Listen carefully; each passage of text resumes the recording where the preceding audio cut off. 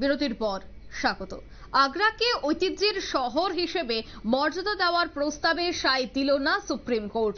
খারিজ হলো জনস্বার্থ মামলা। হেরিটেজ সিটি ঘোষণা হলে কি কি সুবিধে থাকবে উল্লেখ না থাকায় সেই আবেদন খারিজ করে দেওয়া হয়েছে বলে এখনো পর্যন্ত জানা গেছে। আগ্রাকে ঐতিহ্যের শহর হিসেবে মর্যাদা দেওয়ার জন্য বহুদিন যাবৎ বিভিন্ন বিষয় উঠে এসেছিল, কিন্তু এইবার এই মর্যাদা দেওয়ার প্রস্তাবে কিন্তু একেবারে সায় দিল না সুপ্রিম কোর্ট। তার জন্য মূলত বলা হয়েছে বা কারণ হিসেবে বলা হয়েছে যে হেরিটেজ সিটি ঘোষণা হলে কি কি সুবিধে থাকবে তা উল্লেখ করা হয়নি। উল্লেখ না থাকায় আবেদন খারিজ করে দেওয়া হয়েছে। আমি আরো বিস্তারিত জানবো। টেলিফোন লাইনে যুক্ত হয়ে গেছে নিউজ ভ্যানগার্ড প্রতিনিধি শুভেন্দু সরকার। শুভেন্দু, ঠিক কি জানতে পারছো?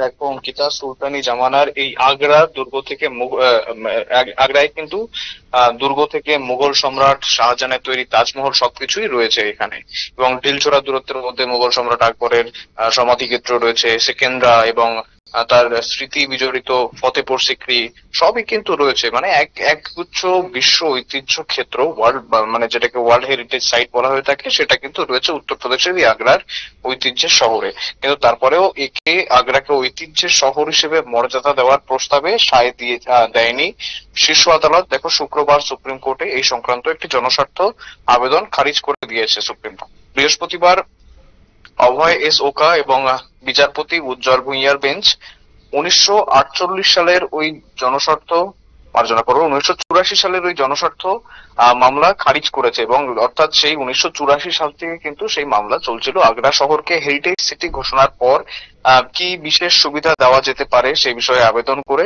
কিছুই বলা হয়নি। সেই কারণেই কিন্তু মূলত সেটাকে এই জনস্বার্থ মামলাকে খারিজ করে দিয়েছে সুপ্রিম কোর্ট। তাজমহল এবং তার সংলগ্ন ঐতিহাসিক ক্ষেত্রগুলি সুরক্ষা এবং সংরক্ষণের জন্যই আগ্রাকে ঐতিহ্যের শহর ঘোষণার আবেদন জানানো হয়েছিল ওই জনস্বার্থ মামলায়।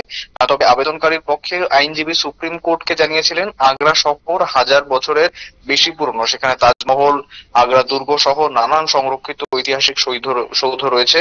কিন্তু বিচারপতি ওকা বলেছেন কি, তিনি বলছেন যে আমরা অতীতে দেখেছি স্মার্ট সিটি ঘোষণার পরেও সেখানে স্মার্ট কিছু খুঁজে পাওয়া যায়নি, এবং এক্ষেত্রে হেরিটেজ সিটির প্রয়োজন নেই। অর্থাৎ সেখানে তো অলরেডি রয়েছে সব, এবং এই হেরিটেজ গুলো তো অলরেডি রয়েছে, সেখানে আলাদা করে ঘোষণা করে কি হবে সেই প্রশ্ন কিন্তু তুলেছেন বিচারপতি। যেমনটাই তিনি একটা স্মার্ট সিটির প্রসঙ্গ টেনে নিয়ে এসেছেন, যে অর্থাৎ বহু শহর আছে যাদেরকে স্মার্ট সিটি ঘোষণা করা হয় ঠিকই, কিন্তু সেখানে আদতে সেই স্মার্ট সিটি বলার মতো এমন কি থাকে আর সেরকম কিছু জিনিস খুঁজে পাওয়া যায় না।